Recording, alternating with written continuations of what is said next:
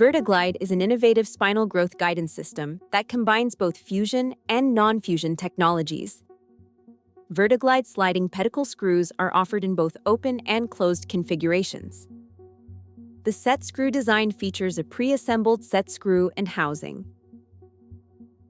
The VertiGlide rods have a grit-blasted center section for use with fusion screws at the apex of the curve, while the ends remain highly polished for motion. To start the procedure, position the patient face down on a radiolucent table that allows for comprehensive intraoperative imaging.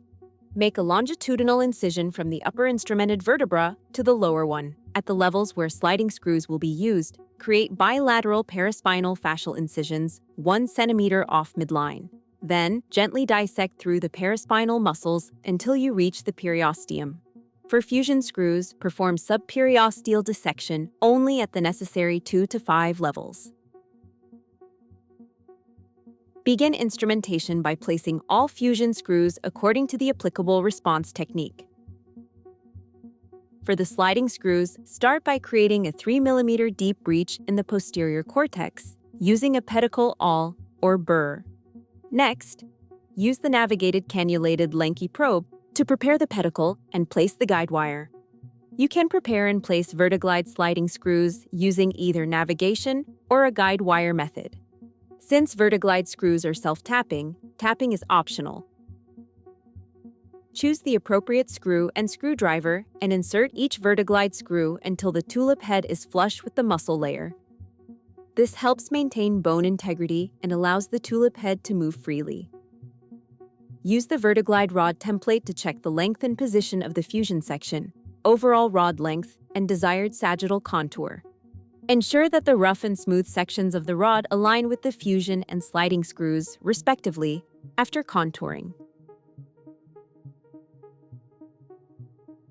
Cut both rods to length, leaving an extra 2 centimeters on each end for growth, and contour them accordingly.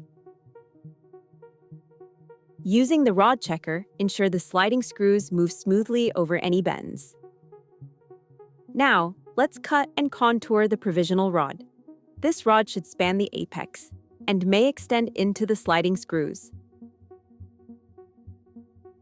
Position it on the convex side of the curve and rotate it to the desired orientation.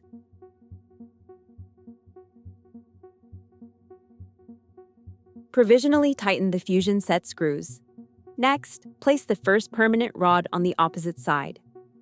If using closed head screws, make sure to insert the rod into those first.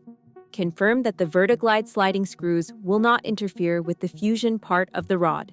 Reduce the rod into the apical screws and provisionally tighten the set screws.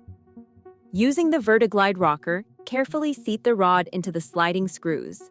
While doing this, apply the set screw assembly to each open sliding screw with the VertiGlide provisional driver, hand tightening as you go.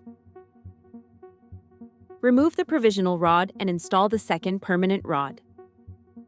At this point, all set screws, both fusion and sliding, on both sides, should be provisionally tightened.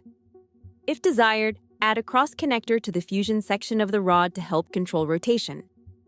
After confirming that the deformity correction is appropriate, begin final tightening. Start with the fusion set screws and cross connector, then move on to the sliding screws, ensuring all set screws are tightened to the recommended torque. Finally, check that the desired correction has been achieved. Ensure the rods are parallel in the AP view and that the appropriate kyphosis is present in the lateral view. Apply bone graft at the apex of the curve. To complete the procedure, close the wound by bringing the muscle and overlying fascia to the midline to cover the implants, securing everything with interrupted sutures. A running suture will reinforce the midline fascial closure.